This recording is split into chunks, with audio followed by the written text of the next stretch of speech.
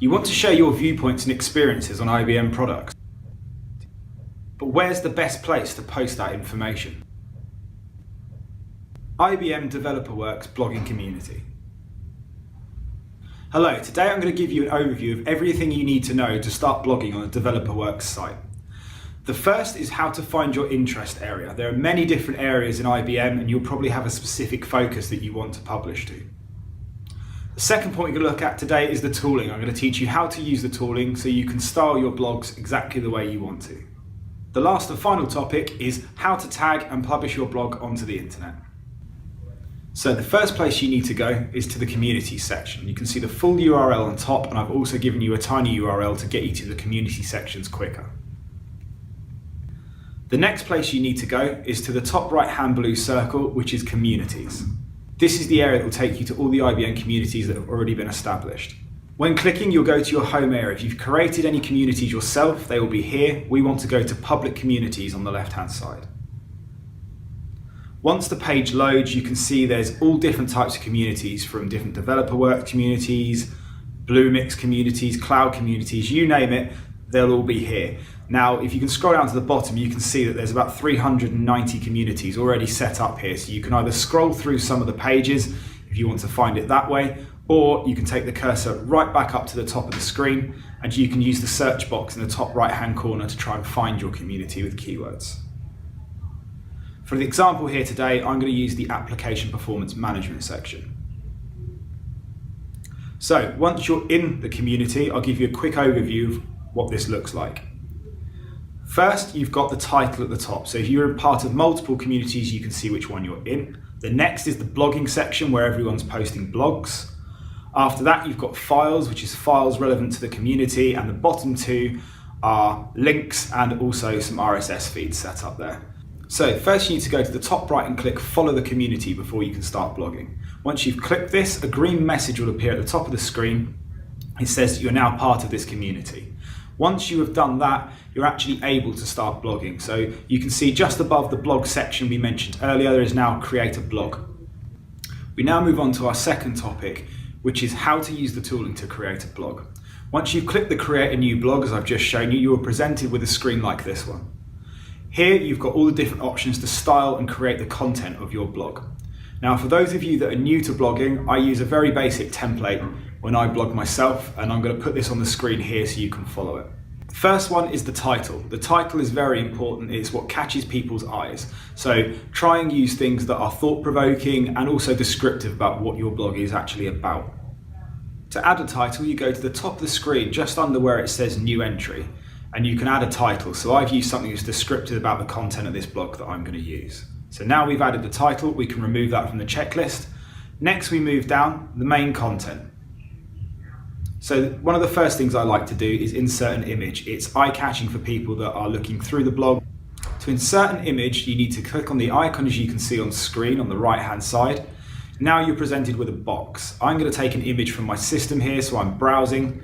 I'm going to find the image that I wish to choose and then click open. That then uploads it to the IBM servers so that the image can be inserted into the blog. Once you've picked your image, you can then click down the bottom if you want it centered left, right or middle. The pictures you see above that are images that have previously been uploaded, so you can reselect one of those if you choose to. Once you've chosen your picture, click insert. Depending on if you put it in the center left or right, your image should now appear in that place. So next item off the checklist. The first thing you want to do in any blog is add a summary paragraph of what the blog is about. This helps the readers decide very quickly if it's a topic they're interested in and they want to continue reading, or if it's maybe not for them. As you can see, I've just put a 2 to 3 line paragraph in there showing what my blog is about to help the readers.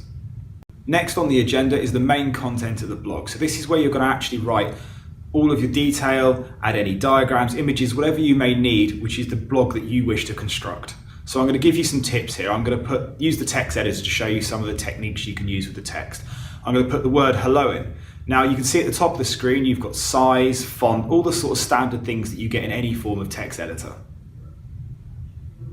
As we go through, you can see you can change the colors, you can make the size bigger, strike through, underline, whatever you may need. Having a bit of variation in text does help capture interest in blogging. Next, you may want to decide where you want to place that text. So I might decide I want this in the center of my blog. You can use the spaces left, right, and center to push that text where you need it to be. Some of the other tools you have available to you have things like bullet points. These are very good to break up large blocks of text. It helps the flow of your document, and it also helps keep people's interest as they don't just see a wall of text when they open your blog. So here you can see I've added a couple of bullet points there, very, very simple. You can also insert tables. This is a very handy feature if you want to portray a large amount of information in a concise way. So here you just add the amount of columns and rows you wish to have and where you want to place the table, again, left, right, or center. Once the table's on the page, you can type into the table like any other text editor in a free-form text. You can actually drag the tables to size as well as also set them by pixels if you wish in that display box. The next handy feature that you may wish to use is hyperlinking. This is great if you're using technical documents and you may want to reference further reading or maybe even a source of some information. Here you can type the words you wish to appear on screen, but then add the URL afterwards, so you don't have to have full URLs in blogs. It makes them look a little bit neater, and you can incorporate it into paragraphs and sentences if you wish. We've covered the basics there of the main content. You can play with these and get used to these. The key is your actual content that you use. This is just how to style it. So the last thing you can do is also use HTML. If you're comfortable with HTML, everything you've built so far in the rich text tab at the top, you can see what it looks like in HTML. Now, I tend to use standard footers for all of the sign-offs in my blog. So what I've done here is I've dropped into the HTML tab. I've already created a previous footer from another blog, and I copy and paste that back in every time. It saves me having to rewrite the code every time I create a blog. So I'm copying the HTML there from a saved file. I'm going down to the bottom of the text and pasting it in. If I scroll back up to the top of the page and then go back into the rich text tab, I scroll down to the bottom, you can now see that it's actually added the footer that I standardize across all of my blogs. It's got all of the social links I use, it's got all of the links back to my blogging homepage where there's a list of all my blogs.